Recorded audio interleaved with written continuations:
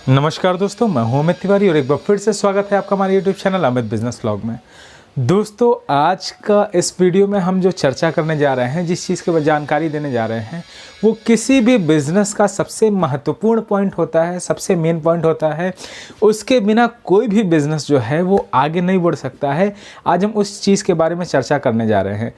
आज जिस चीज़ के बारे में चर्चा करने जा रहे हैं उसका नाम है मार्केटिंग। देखिए दोस्तों, ऐसा होता है कि हमारे पास पैसा बहुत है या पैसा कम भी है, हम कोई बिज़नेस स्टार्ट कर रहे हैं, मैन्युफैक्चरिंग स्टार्ट कर रहे हैं या किसी और चीज़ का हम ट्रेडिंग स्टार्ट कर रहे हैं, तो उसमें सबसे महत्वपूर्ण चीज़ जो होता है वो होता है मार्केटिंग। मार्केटिंग के बारे में थोड़ा सा हम जानकारी देने जाएंगे, अपना अनुभव हम शेयर करने जाएंगे आपसे, जो हमने मार्केट में फेस किया और जो करते हैं या जो भी एक्सपीरियंस हमें मिला है उसके बारे में हम आपसे बताना चाहेंगे। और हो सकता है वो आपके काम आए। आप नया बिज़नेस शुरू कर रहे हैं या ऑलरेडी कर रहे हैं या सोच रहे हैं प्लानिंग करने की कि आगे नया बिज़नेस शुरू करेंगे, तो उसमें मार्केटिंग का जो पॉइंट है उस पे जो है आप फोकस कर सकते हैं, उस पे आप एक ध्यान केंद्रित कर सकते हैं कि हाँ, इस तरीके से जो है हमें नए प्रोडक्ट की मार्केटिंग करनी चाहिए या इस तरीके से हम इस पे प्लानिंग कर सकते हैं। आज उसी चीज़ के बारे में बताने जाएंगे। देखिए, मार्केटिंग के कई स्टेप होते हैं। अगर प्रॉपर मार्केटिंग पे बोलने पे आए आदमी या बोलना चाहे या बताना चाहें तो पूरा दिन भी उसके लिए कम रहेगा, 10 वीडियो भी उस पर बना दी जाए तो भी कम रहेंगी। क्योंकि होता यह है कि मार्केटिंग इतना बड़ा टॉपिक है, इतना बड़ा उसमें सिस्टम है कि आपको पूरी जानकारी देने में, पूरा समझाने में बहुत समय लग जाएगा और फिर भी आपके लिए जो ज्ञान है वो आपको लगेगा कि बहुत कमी है, हमें तो कुछ जानकारी नहीं मिली। मार्केटिंग एक ऐसा टॉपिक है। मार्केटिंग की बात की जाए तो किसी भी बिज़नेस की जान है। अगर आप अपना नया बिज़नेस शुरू कर रहे हैं, पहले हम बात करते हैं नया बिज़नेस शुरू करने वालों के लिए। नया बिज़नेस शुरू करना चाह रहे हैं या कर रहे हैं तो मार्केटिंग के कई स्टेप होते हैं। पहला होता है आप डोर टू डोर मार्केटिंग करिए, रिटेलिंग मार्केटिंग करिए, होलसेलर पे मार्केटिंग करिए। आप अपने चैनल बनाइए। चैनल का मतलब है जैसे डीलरशिप हो गया, डिस्ट्रीब्यूटर हो गया, उसके बाद हमारे होलसेलर हो गए, रिटेलर हो गए। एक प्रॉपर चैनल तैयार करिए। इस कैटेगरी में मार्केटिंग में अगर सबसे ज़्यादा बात की जाए कि ये किस तरीके से बात करते हैं, मतलब किस तरीके से ये चैनल बनाने चाहिए, इस पे हम एक सेपरेट वीडियो बना देंगे। हर एक पार्ट का सेपरेट वीडियो रहेगा क्योंकि वीडियो काफ़ी लंबी हो जाएगी। अभी हम फिलहाल शुरुआत करते हैं। सपोज़ करते हैं कि आपने कोई नया काम शुरू किया है, आपके पास बजट कम है और कम से आपने शुरू किया है। आप नहीं चाहते हैं कि चैनल बनाना, हम अभी छोटे लेवल से काम शुरू करना चाहते हैं, तो उस लेवल पे हम कैसे मार्केटिंग करें। देखिए, अगर आप नए हैं, बिल्कुल नए हैं, ज़ीरो से आप स्टार्ट कर रहे हैं और आपने कोई नया प्रोडक्ट लॉन्च किया है या किसी नए प्रोडक्ट की ट्रेडिंग कर रहे हैं, तो वहाँ पे आपको मार्केटिंग पे जो फोकस करना है वो कैसे करना है कि आपको एक तो तरीका होता है कि डोर टू डोर मार्केटिंग करवाइए।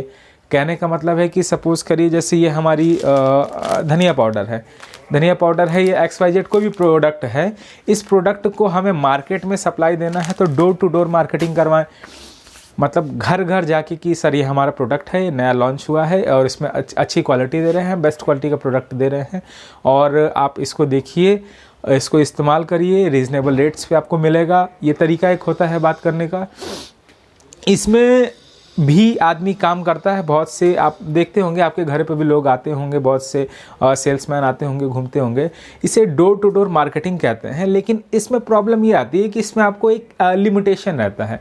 लिमिटेशन का मतलब है या तो आप लड़के लगाइए, लेकिन आप शुरुआत कर रहे हैं, छोटा बिज़नेस है, पैसे कम है, पूंजी कम है और लड़के लगाएंगे, उनको सैलरी, एक कन्वेंस और दुनिया के अलग खर्चे हैं, वो अभी आप देना नहीं चाहते हैं, तो उस कंडीशन में आप खुद जाएंगे।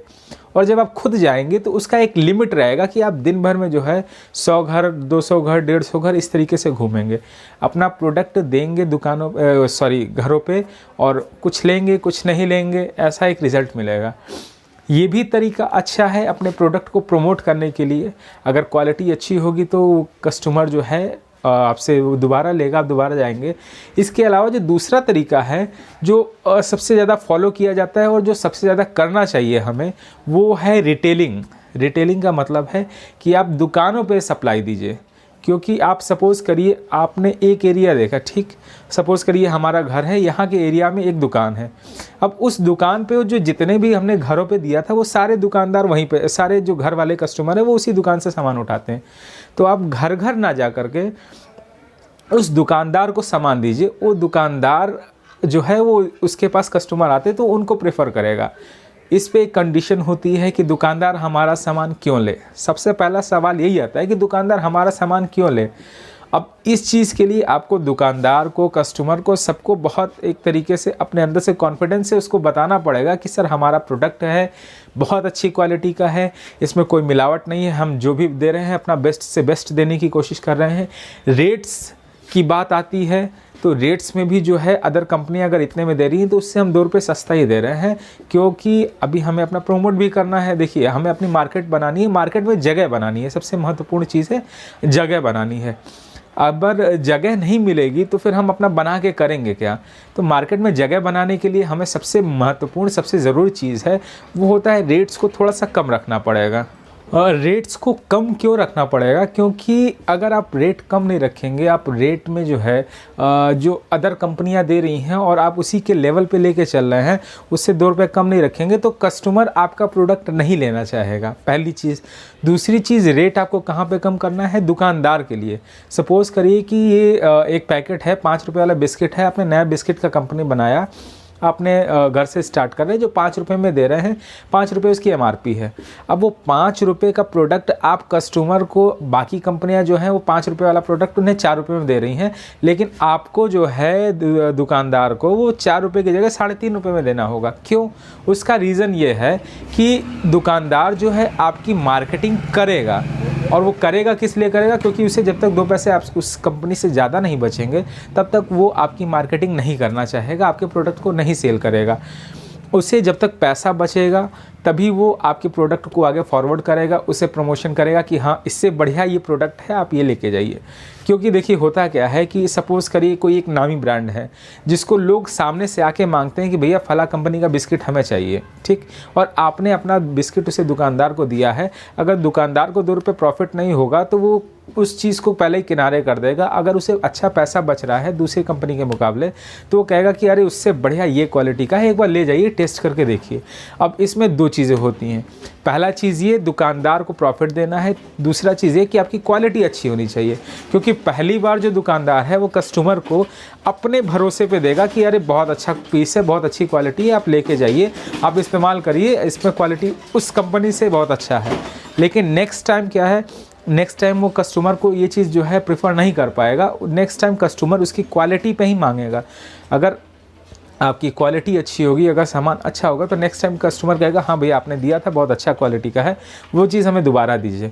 लेकिन अगर आपने क्वालिटी से शुरुआत में कॉम्प्रोमाइज़ कर लिया और आपने सोचा कि हम इसको कम क्वालिटी में दे देते हैं, कम रेट में दे देंगे, तो वहाँ पे कस्टमर जो है आपसे टूट जाएगा, दुकानदार भी आपसे छूटेगा। तो शुरुआत में ये 2-3 पॉइंट हैं जिनको ध्यान देना है। मार्केटिंग आपको हमेशा दुकान से शुरू करिए तो ज़्यादा बेटर है हमारे हिसाब से, और दुकान में भी आप शुरू करिए तो छोटे दुकानों से।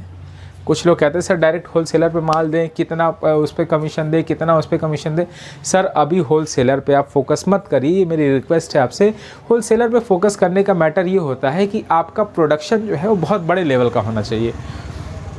बड़े लेवल का इन द सेंस कि आप ज़्यादा पैसा मार्केट में फंसा सके। फंसाने का मतलब है कि उधारी। देखिए होता ये है कि आपने जैसे कोई नया प्रोडक्ट बनाया, आप होलसेलर के पास गए तो होलसेलर के पास ऑलरेडी इतने प्रोडक्ट रहते हैं कि पहली चीज़ तो आपके प्रोडक्ट को देखना नहीं चाहता है।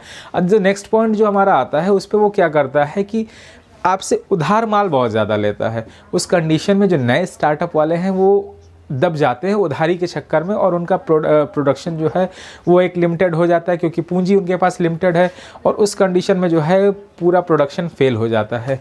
तो आप शुरुआत में होलसेलर को ना फोकस करके आप रिटेलिंग पे फोकस करेंगे। रिटेलिंग पे फोकस करने पे आपका 2 चीज़ है। पहला चीज़ ये है कि आपको प्रॉफिट होलसेलर से थोड़ा सा, जो आप होलसेलर को और डिस्काउंट में देना पड़ता तब वो रिटेलर को, दुकानदार को देता, तो आप जो होलसेलर को प्रॉफिट दे रहे थे उसमें 10 पैसा और बढ़ा के आप रिटेलर को प्रॉफिट दे देंगे, तो रिटेलर को भी लगेगा कि ये चीज़ हमें बाकी कंपनियों से सही मिल रही है इसमें 2 पैसे हमें ज़्यादा बच रहे हैं। ये कुछ पॉइंट्स हैं जिन्हें फोकस करना बहुत ज़रूरी है।